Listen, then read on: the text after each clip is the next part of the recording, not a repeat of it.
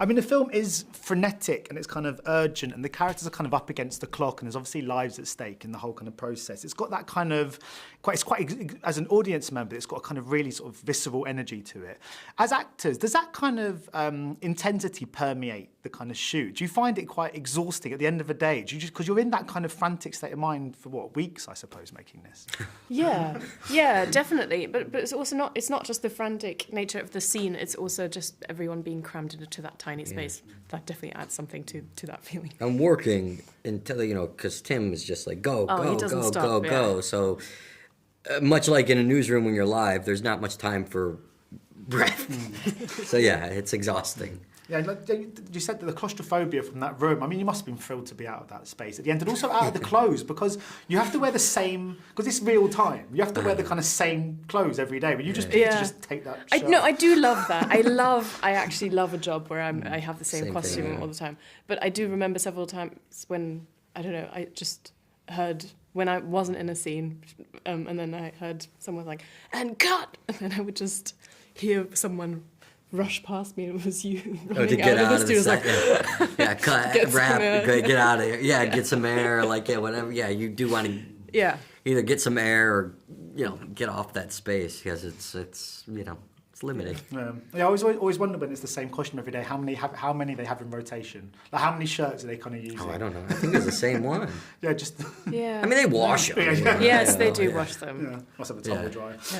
Obviously, this is based on real people. How much does that impact your kind of process? Because I mean, do you try to bring them to life in a very kind of physical way and try and, because I guess you could have met the sort of people, we'll watch kind of video footage. Do you try and kind of actually sort of find their mannerisms, or do you sort of focus more on your own specific interpretation? I mean, it's case by case. In this case, no. I think you do that when it's somebody where it's part of the known popular culture or zeitgeist or what have you. Then there's certainly a expectation to emulate their vocal quality, their physicality, their appearance.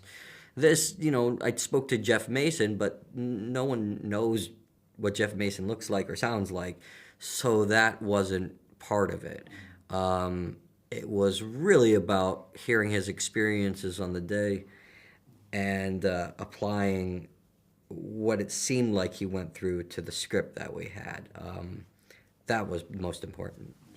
Leonie, I mean, a side sort of storyline for your character, but a very important one, is the kind of notion of being underestimated. There's that very small moment, but very significant one, where they ask her to make a cup of coffee for them.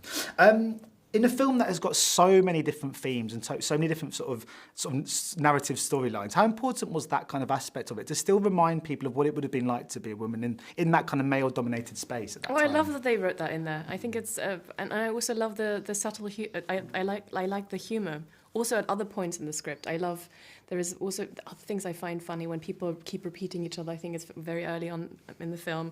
Then I love the thing that they added with Daniel Edison, who plays Gary, when he is being interviewed. I love these moments. It's similar with that small coffee moment. It's just a clever observation. Yeah. I mean, obviously the film highlights the importance of kind of responsibility of broadcasting and kind of journalism. Do you feel you've gained a kind of newfound respect for that whole kind of process? Has it opened your eyes up to any of the kind of what goes into bringing sort of news to the screen? Yeah. I mean, live broadcast, especially sports, more so sports, because that's the world I was focused on in my research, was studying live sports broadcasts, because that's really what they are. They pivot to news. What it takes to get that pumped into your house on your TV, it's fascinating. It takes so much work, so many people who are dedicated, and a real focus. I mean, it's like a machine. It's a clock. It just works precisely, and there is no opportunity for someone to let the ball drop. You have to just do it. So yeah, that is news. I have a respect for people who are doing it right, and journalists who actually are doing what it really means to be a journalist. But it also makes me angry at the ones who are manipulating journalism for ratings. And do you think also it's important? I think that one of the things I liked was it kind of accepts human fallibility as well, and it doesn't vilify the characters for some of the kind of decisions they have to make. Do you think that's quite? Because I think as a society sometimes we're very quick to point fingers and just decide people are either wrong or right. But this kind of shows that sometimes people can make mistakes and they're not necessarily badly intentioned. Was that quite important, you think, to explore?